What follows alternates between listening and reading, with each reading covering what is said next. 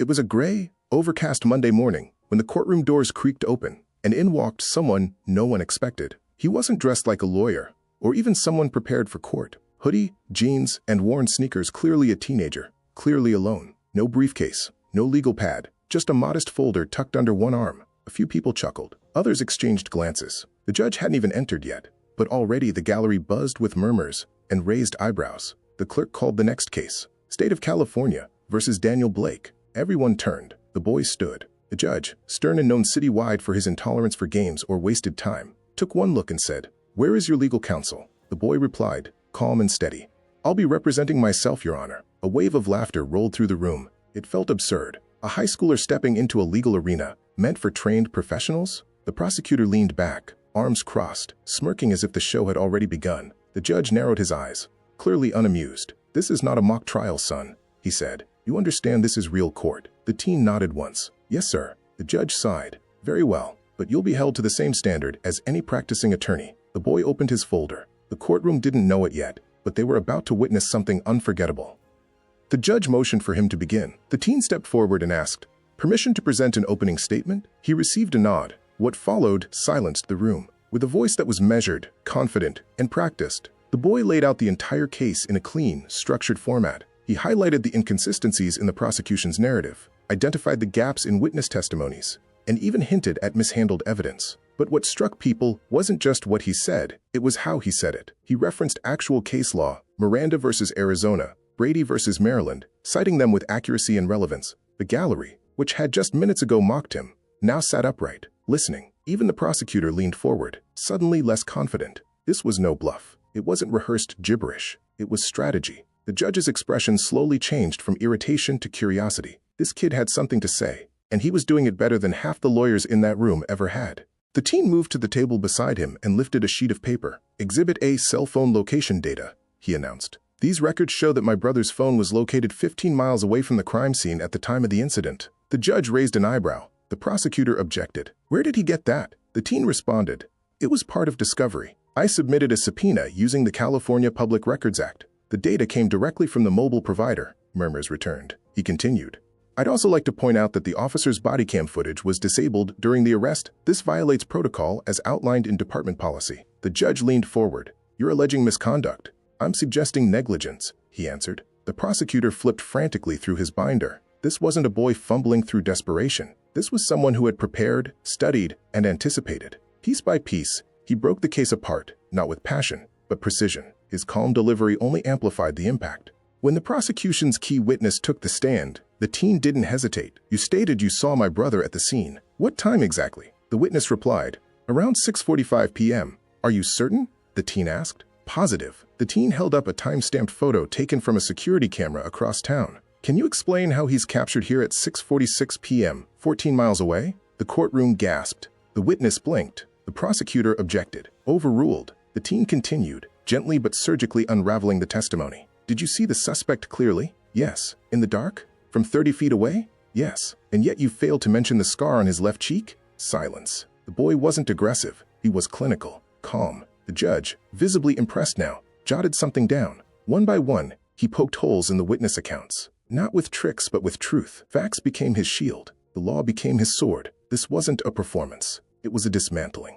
During recess, the courtroom buzzed with disbelief. Lawyers who had mocked him were now whispering about his citations. "He used a Ninth Circuit ruling from memory," one said. "I've seen practicing attorneys crumble with less pressure," said another. Even the bailiff, who had rolled his eyes earlier, now offered the teen a nod as he passed. When the trial resumed, Daniel returned with even more composure. He requested that chain of custody documents be re-examined due to a missing timestamp. "Your Honor," he said, "this creates reasonable doubt regarding the integrity of the evidence." The judge agreed. The prosecution was visibly unraveling. The teen stood unwavering, not driven by arrogance, but by something far deeper: justice. At that moment, no one saw a boy. They saw a force. Every time he spoke, he built credibility. Every objection he countered with logic. Every question he asked was razor-sharp. The courtroom, once full of snickers, now sat in reverent silence. After over an hour of argument, the judge held up a hand. "Mr. Blake, where did you learn all of this?" A pause. The teen looked up. "I studied on my own, Your Honor, for 2 years. My brother was accused of something he didn't do. We couldn't afford a lawyer. I couldn't let him go to prison without trying." Silence fell over the courtroom. The judge's jaw clenched slightly. "You're telling me you self-taught criminal defense law?" Daniel nodded. "I read every book I could. Online classes, public records. I've spent every night learning since the day he was arrested." Then, as if to drop the final hammer, he pulled out a document and handed it to the bailiff. The judge unfolded it slowly. It was a certification letter proof that Daniel had, under California's legal code for self-represented minors, passed an equivalent bar entry exam allowed in special juvenile petitions. Gasps spread. The judge leaned back, visibly stunned.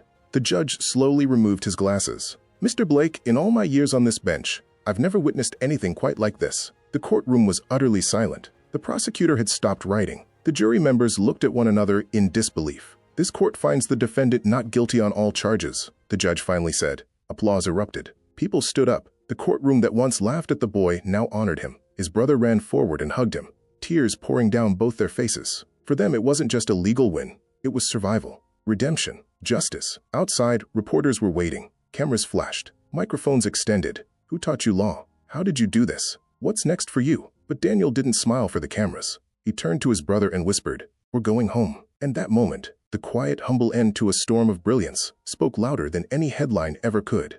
In the days that followed, Daniel's story went viral. News outlets labeled him a prodigy. Legal organizations debated his case. Harvard Law reached out. So did Yale. So did Columbia. But Daniel remained grounded. "I didn't do this to impress schools," he said in an interview. "I did it because someone I love was being destroyed by a system that didn't care if he was innocent." Legal forums began calling it the Blake case. Some professors used it as a teaching model. The judge himself published an op-ed titled, "The Day a Teenager Taught Me What the Law is Really About." But through it all, Daniel stayed quiet, humble, and focused. He began working with public defenders and legal aid groups, offering free help to families who couldn't afford legal representation. He told reporters, "People think I'm some genius, but all I did was refuse to quit. That's not genius, that's love."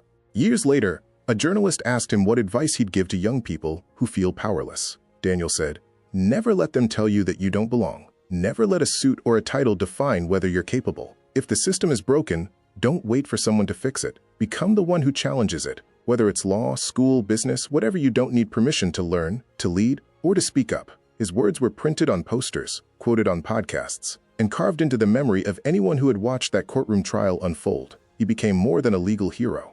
He became a symbol of grit, of justice, born not in universities, but in bedrooms lit by midnight study lamps. And though he had no degree at the time, no firm behind him, and no financial backing, he had something that couldn't be taught: conviction. The courtroom where it all began still stands. Nothing fancy, just brick, wood, and fluorescent lights. But on the inside, beside the defendant's table, there's a plaque. It reads, "To the young man who reminded us that truth, when spoken boldly, has the power to change everything." Visitors don't always know who it's about, but those who do, remember, not because Daniel Blake wore a cape, or a robe, or even a suit, but because he wore a hoodie, carried a folder, and stood alone when it mattered most. He reminded the world that genius doesn't always come dressed like we expect, that heroes don't always announce themselves. Sometimes they walk into court, quiet and trembling, and still manage to win not just the case, but the respect of the world.